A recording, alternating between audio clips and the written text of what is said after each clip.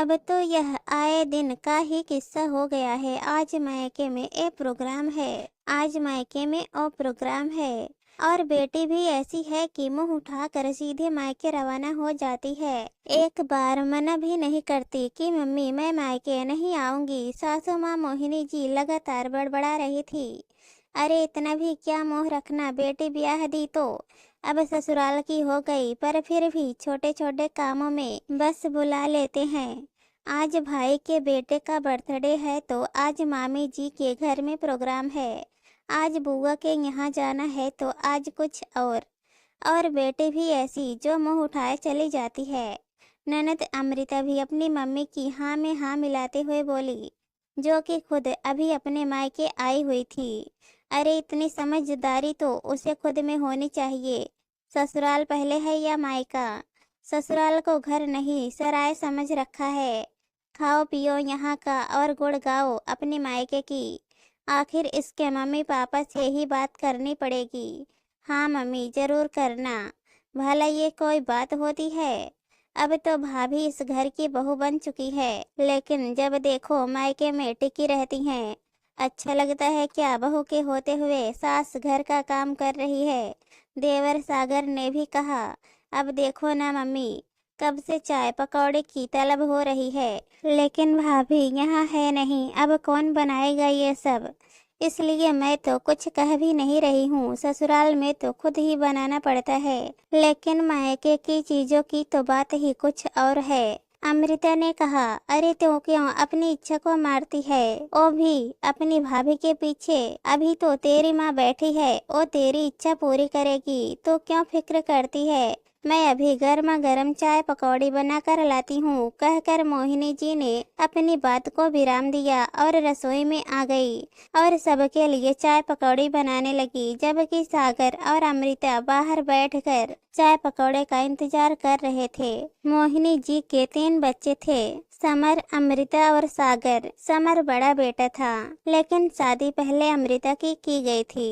मोहिनी जी ने इस बात का पूरा ध्यान रखा था कि शादी लोकल में ही हो, ताकि बेटी मायके आती जाती अच्छी लगे, और उनकी ये मन की इच्छा भी पूरी हो गई। अमृता का ससुराल भी यही लोकल था, इसलिए हर 8-10 दिन में यहाँ आ जाया करती थी।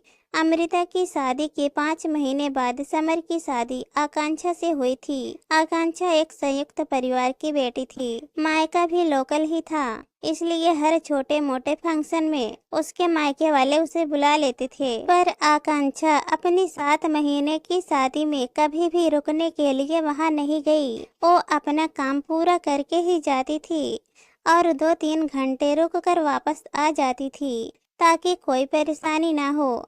लेकिन ये बात मोहिनी जी को बिल्कुल अच्छी नहीं लगती थी। शुरू में तो उन्होंने कुछ नहीं कहा, लेकिन अब तो उन्हें ये सब अखरने लगा था कि बहू आए दिन मायके चली जाती है। अब तो जैसे ही उसके मायके से न्योता आता उनका मुंह फूल जाता। जाने की इजाजत बड़ी मुश्किल से दे देती थी, और इजाजत देने से पहले ये बोलना नहीं भूलती कि अब तो शादी हो गई, क्या मायके से मोह लगाए रखी हो?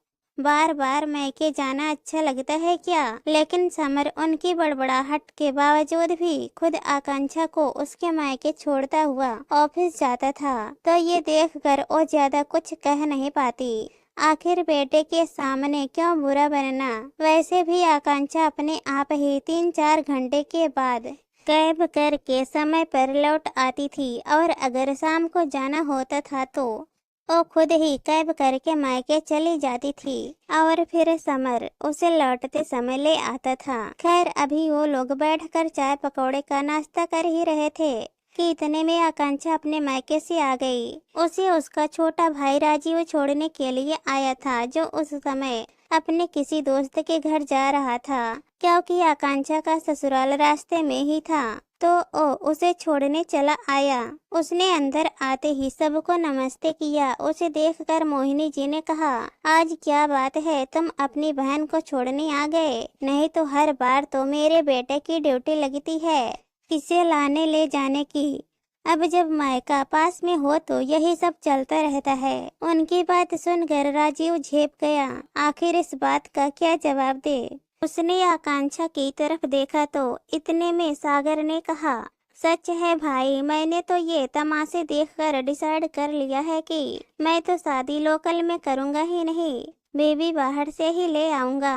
लोकल में बहू हो तो बहुत ही तमाशे हैं। मायके में अगर किसी का पेट दर्द भी हो तो वो ससुराल छोड़कर मायके पहुंच जाती हैं। अब देखो ना, बहू के होते हुए मेरी मम्मी को ये सब काम करना पड़ रहा है। ये सुनकर तो आकांक्षा को बिल्कुल अच्छा नहीं लगा और उसके चेहरे पर आते जाते भाव ये सब बता रहे थे। ये देखकर अमृता ने कहा, भाई छोड़ना, क्या बात लेकर बैठ गया। सच हर किसी को नहीं पचता। अब राजीव इतने दिनों बाद आया है तो चाय नाश्ता तो पूछो। नहीं नहीं, बस मैं तो जा रहा हूँ, मैं तो दीदी को छोड़ने आया था, बस कहकर राजीव हाथ जोड़कर वहाँ से बाहर आ गया। उसके पीछे पीछे आकांक्षा भी बाहर आ गई। उसे देखकर राजीव ने कहा, दीदी आपके ससुराल में कोई परेशानी है तो मैं मम्मी पापा को भेजूं? नहीं, पहले मैं खुद ही हैंडल करूंगी। तुम घर पर किसी से कुछ मत कहना, बेवजह वो लोग परेशान होंगे।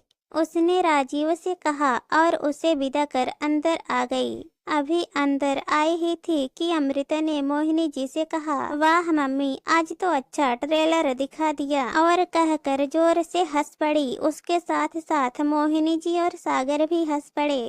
ये देखकर तो आकांक्षा के तन बदन में आग ही लग गई।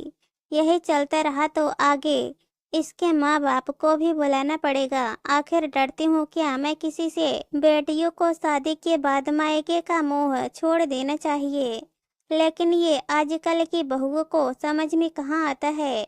मोहिनी जी उसे सुनाते हुए बोली, लेकिन तब आकांक्षा खुद को शांत करते हुए बोली, ननद रानी, आपको सुनाई नहीं दिया? बेटियों को शादी के बाद मायके का मोह छोड़ देना चाहिए। ये बात आपकी मम्मी खुद कह रही है, फिर भी आप यहाँ बेशर्मों की तरह बैठकर पकौड़े खा रही हो। आपको भी मेरी तरह कुछ समझ में नहीं आता। उसकी बात सुनकर सब लोग सकेत में आ गए। बहू खबरदार, जो तूने मेरी बेटी को कुछ कहा तो खुद में समझ है नहीं और अपनी ननद को निशाना बना रही है। बहन बेटियां तो मायके आती ही अच्छी लगती है। मोहिनी जी अचानक खड़ी होते हुए चिल्लाई, अच्छा ये आपकी बेटी है इसलिए मायके आते हुए अच्छी लगती है? तो क्या मैं किसी की बहन बेटी नहीं हूँ जो मायके आते जाते अच्छी नहीं लगती? मेरा तो संयुक्त परिवार है, इसलिए आए दिन कोई ना कोई प्रोग्राम होता है, लेकिन दीदी का तो एकल परिवार है, फिर ये क्यों हर 8-10 दिन में यहाँ आ जाती हैं? आकांक्षा ने पलटकर जवाब दिया, हे भगवान, भाभी कैसे बेशर्मों की तरह बोल रही हो? आने दो भैया को, अब वही तुम्हें बताएंगे। अचानक अमृता ने कहा, बेशर्म तो आपने मुझे बनाया है। मैं जब भी मायके जाती हूँ तो हमेशा मम्मी जी मुझे सुनाती हैं और मैं हर बार चुपचाप सुन लेती हूँ, कभी पलट कर कुछ नहीं कहा, लेकिन आज तो आपने मेरे भाई को ही सुना दिया और अब आप मेरे माता पिता को बुलाने की बात कर रही हैं। बिल्कुल बुलाइए, शौक से बुलाइए, लेकिन जिस दिन आप उन्हें बुलाओगे ना, उस दिन मैं दीदी के सास ससुर को भी बुलाऊंगी यहाँ पर। उनके सामने करना फिर ये सब बातें, आखिर उन्हें भी तो पता चले कि बहू को मायके जाना चाहिए या नहीं। कहकर आकांक्षा अंदर कमरे में चली गई। पीछे तीनों बड़बड़ाते रहे। रात को जब समर आया तो सबने आकांक्षा के खिलाफ बहुत कुछ कहा, पर वो अच्छे से जानता था कि घर में सभी को आकांक्षा को मायके जाना बुरा लगता है, इसलिए उसने आकांक्षा का पक्ष भी सुना और बाद में उसने साफ साफ कह दिया, मम्मी जब आप उकसाओगे तो वो जवाब तो देगी ही ना। जब खुद की बेटी मायके आती जाती अच्छी लगती है तो बहू क्यों नहीं? आखिर समर ने ये सब कहकर बात को वही खत्म कर दिया, लेकिन घर में सब इस बात से चिढ़ गए। अब सब आकांक्षा से कम ही बातें करते थे, या यूँ कहे कि उससे कोई काम होता था तो समर को ही कहते थे, पर उसे नहीं कहते थे। साथ ही उस दिन के बाद से समर को भी जोरू का गुलाम जैसी उपाधि दे दी गई।